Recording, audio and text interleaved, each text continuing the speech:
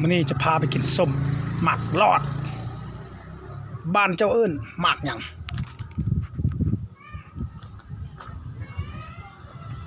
แล้วเก็บหมักลอดกันเนาะ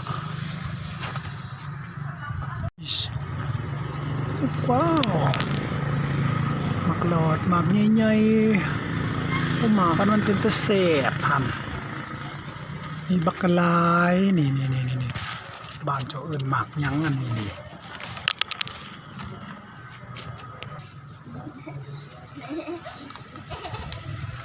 เอาถุงยางให้เดี๋ยวดู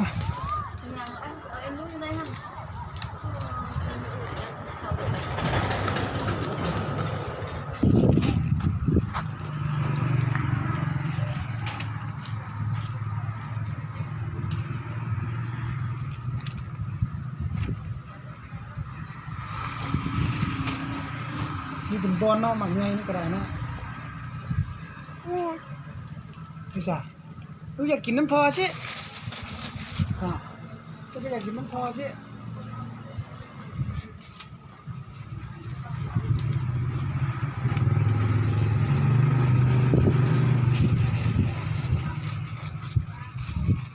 หมักใหญ่ๆอันนี้ยังไม่กินเนาะ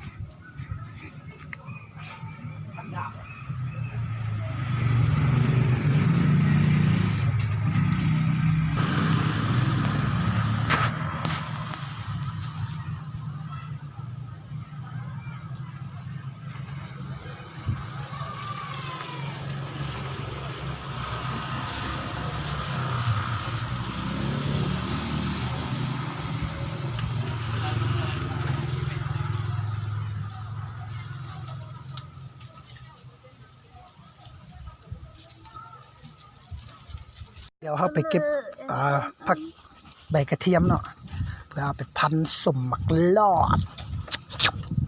เมาแล้วน้ำลายไหลเนาะ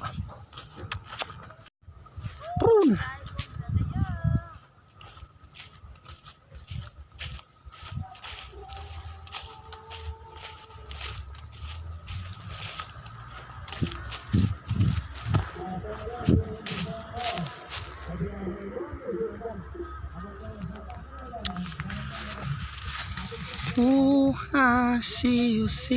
see you for every time อารมณ์ดีหน่อยนึงเพลงลิน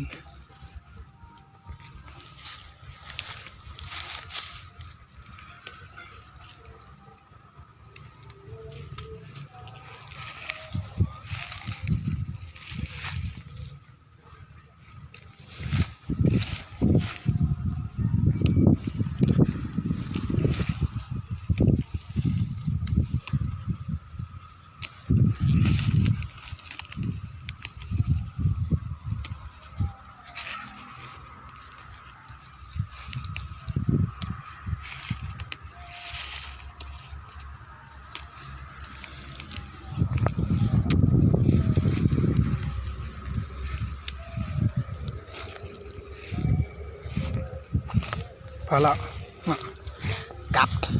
ไปเฮือนบัดนี้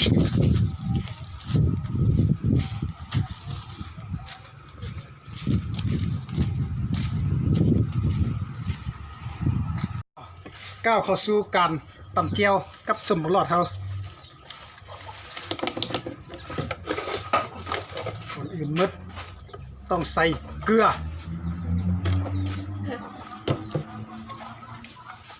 แป้งนัวผงชูรสไทยว่าเอิ้นผงชูรสขั้นที่3หมักพริกกระเทียมอยู่ที่ไหนหนอ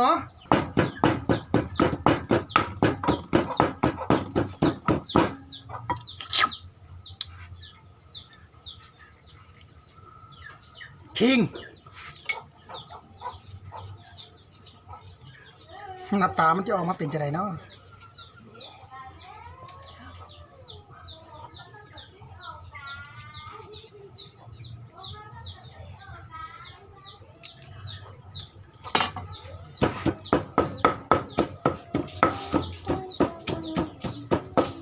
ลอดกับผักเทียมไปล่างให้ดู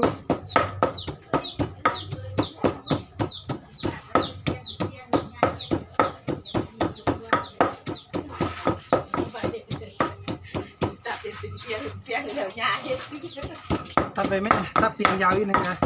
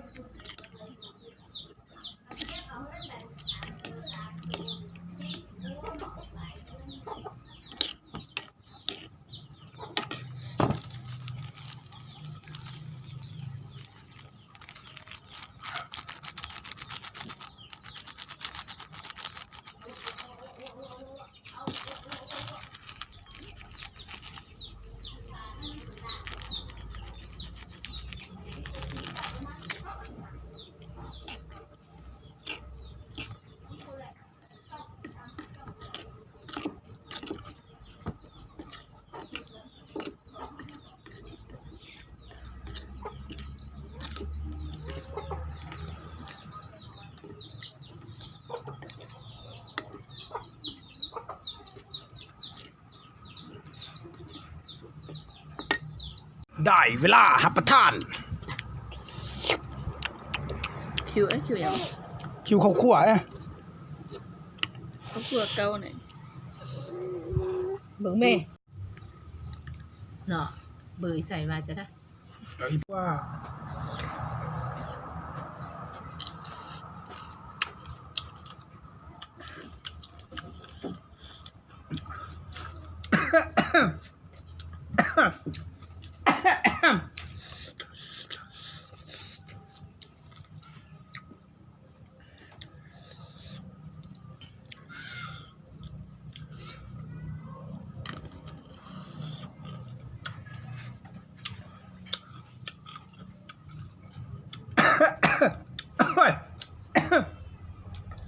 แก่นทุกคำ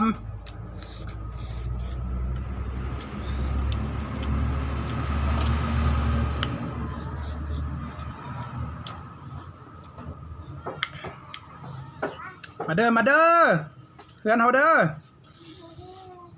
มาเด้อไปได้ฮู้ละมาเด้อว้ายตุกซ้ำอยากกินกับพันเองตัว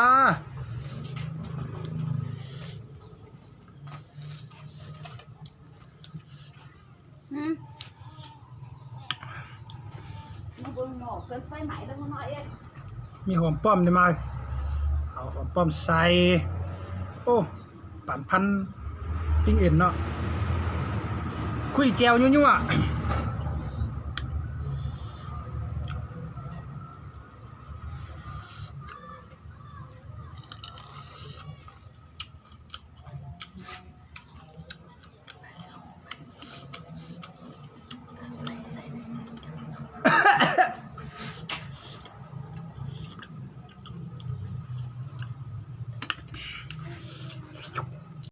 สลัดพันหมักหลอด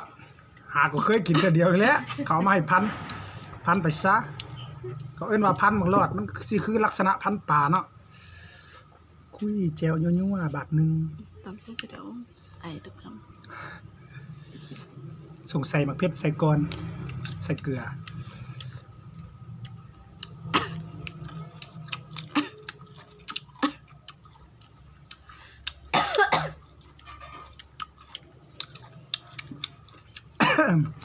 ไม่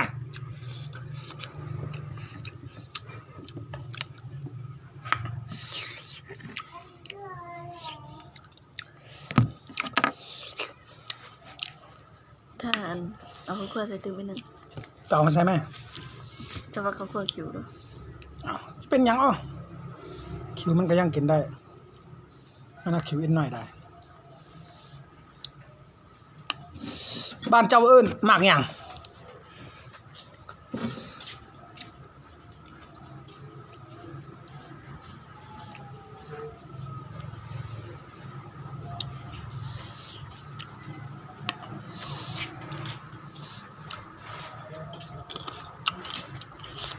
ไม่ได้หรอก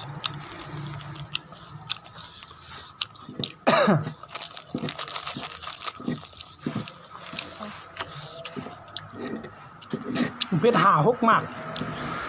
เป็ดแต่เป็ดว่าขี่หัวหนึ่ง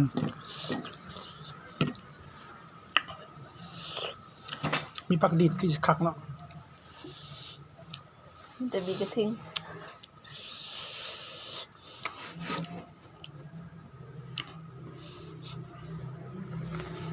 มีกระทิงมันขมกายกินบ่ได้ เขาดินกบหวานด้วย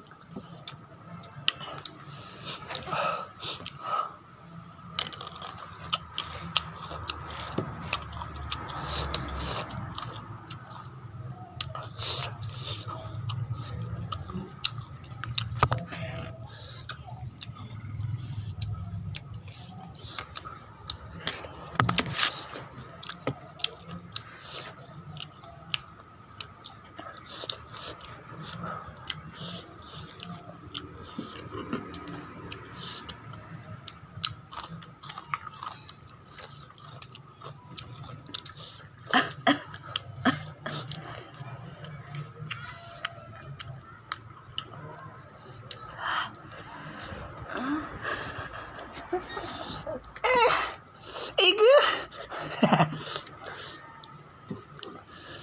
ขอลักลิขสิทธิ์แบกกือเด้ออีก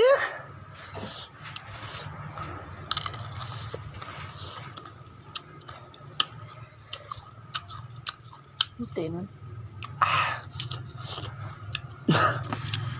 ไปเอา โอมันเอเมมันเอนโอมนอนอยู่นางอู สองแจวแบ่งกัน โอ้ยมาพี่น้องเซิน เซินหนัง ซื้อปียืนกินแซ่บ เดี๋ยวจังก็กินแล้วก็ลงเฟซฟ้าไปหามาล่าสองมันอยู่คู่น่ะแต่10,000 ๆมันเยอะเครื่องเลยเดี๋ยวเราเป็นฟันตัวยาคนเห็นยางมันงมๆก็ใส่ทุกสัตว์ยังกินข้าวเลยโอ้หายห้าวกับบ้าตัวเกินข้าวอย่างกินมาชื่อคนไร้สดเลย แจวน้ำผักแซ่บแซ่บกว่าแจวขิง กินวันที่แซ่บตัวเองมันซิมีอันแซ่บกว่าทุเรียนนาให้แล้วแซ่บมากหน่อย เอาค่อยก็ถามน้ำผักแล้วดูมันบ่มีก็เฮ็ดจังได๋ ว่าเฮ็ดอีนึงวันนี้หาย นี่แม่หาก็ตำ หายกว่าไว้มึงได้กินกันมาเอาอีนึง ค่อยก็ได้ส่งขึ้นละ บ่ได้ไป เหลืออยู่อะเด้อ 3-4คืนมันจุ่ม เขาบ่ค่อยมันมีโน้ต เฮ็ดให้มันสูงแต่สูงบายยังตุ่มยังแม่นอ่ะ มึงบอกว่าไม่กิน อ้าวคือก้อนเกลือมันเค็ม เขาบอกคนดีเต้แบบเจ้ากินมันเป็นตาแซ่บเหรอคุณหนาวไม่กินเนี่ยไม่กินก็ไม่กินนะ คนหนาวออกจะได้ว่าบักแซ่บ ปลาเนี่ยเดี๋ยวกินอ่ะ กูว่าจะได้ถึงเบิ่งหนังแล้วกูสิไปจอกอยู่ตลาดกูอยากกินส้มกาย เฮ้ยใส่ข้าวมันน้อยที่ดูน้าหน่อยมาเนี่ยเพิ่มแล้วก็มันกู13,000สิมันก็อุ้ยงามไก่บ่สีกับมีดบัดมากับพื้นคือบุ้งงามแบบนั้นโอ้เป็นยังไงคนงามตุกเอาอันงามเสียตุกก็สีส้มลุ้งมีแพงบุ้งมีตกสักก็ไปมันตกเท่าไหร่กินส้มผู้ภัยเพื่อนเจ้าป่าได้ชิมอ้อนหมักหลอดเลยเฮ้ยออกแล้วออก อย่างเลยเนาะห้าเรื่องเลยเนาะ ว่าจะได้อันมากจะได้ไหนใส่ต้อง เพื่อนหันก็ออกแล้ว เป็นขึ้นเป็นลงจับ ออกแล้วออกไปเลย อีนกไปจะกินหมกล้อใส่ว่ามี ไปเอิ้นไผเมื่อกี้บ่มีปากเฝ้าห้าน มาได้กินกันเนาะ มาชักอุ้ยตื่นดูนะคะขั้นตอนในการจะไส้แตกโอ้โห จะอู้ เจ้าอู้ก็อู้เล็กเนี่ยเขาใส่เนี่ย เป็นเน่งขนาดมากกอยมันย้อนขนาดไหน อู้อันจะยู่แล้วหัวขึ้นลงกันหน่อย กูจะเอาจำมันหนักเลย โอ้ มันเป็นอู้คนละเมืองนั่นน่ะมันเป็นอู้ไทยบ้านนอกอู้ของบ้านนอกอู้เล็กไทยบ้านซ่าอันนี้นี่ตั้งไทยบ้านนอกอันนี้น่ะ นั่นเป็นอู้ในเมืองเด้ อันนี้โอ้ดีกว่าอันนั้นอันเบ้าลูกก็ไม่ได้บ้านนอกกับในเมืองเราถ้าเบ้าอันนี้ง่ายกว่ามีเงินกับพวกมีเงินอู้บ้านนะงาม อะไร เมื่อการกินบ่เพียงพอก็ต้องได้มาเก็บตื่มได้พักไปยกหนึงฮึจึบ สแลบมับ กินหลายคนเหลือแซ่บโอ้กินคนเดียวไม่ก็แซ่บ โอ้เมื่อกี้ก็ได้เฮาก็คิดว่าบ่มีคนมากินน้ำมันแล้วเฮาก็เก็บไปซ้ำเฮากินนั่นแล้ว3 มื้อพุ่นโอ้คันเฮากินผู้เดียวรอดซำนั้น มีหลายคนรุ่มเหมือนกินคนยากจะกินแล้วน้องว่า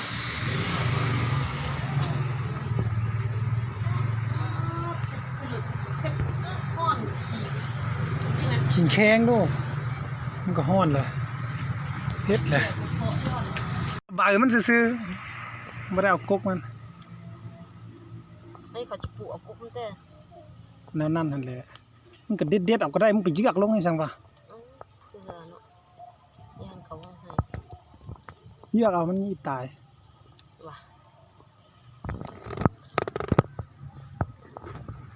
โอ้ย กูก็บ่ฮู้ว่าเขาสิมากินน้ำลายเพราะปานนั้นไม่เพียงพอต่อการรับประทาน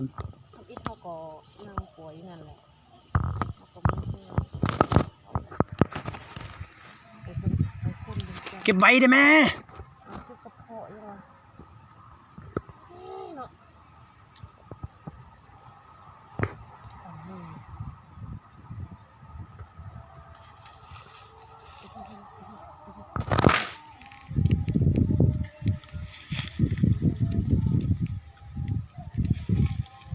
เด็กของเขายังโทรบอกเก็บไว้ตึง กูคันมึงนั่นมึงก็ย่างข้ามไปเบื้องนั้นแม่ไปเอาของน้าพายแม่ บ่แล้วเก็บบอกเก็บออก มันก็คือกันหั่นล่ะ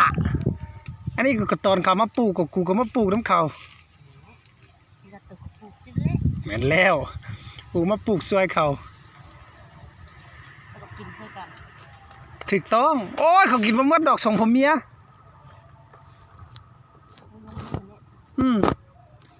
ผมเมียน้อยบ่พุงครับมันบ่พอต่อการรับประทานก็ต้องได้ มาอยู่เฮือนเนาะบ่อันน่ะ เฮ็ด พิงมากิน แจ่วใหม่ สินี่ เก็บหมักหลอดมาร อบที่สอง รอบที่2แกที่ทำก่อนเนาะใหม่ มาฟังเสียงกบหนึ่งไปวันหนึ่ง ใช่คือน้องๆในสมุทรไทยจะอันคือกับอันกิน จีนเนี่ยคือจะจีนมาเฮ็ดเนาะ เอออันนั้น เอาล่อเจียวเอาเร็ว สิงปัง ๆปีเทียน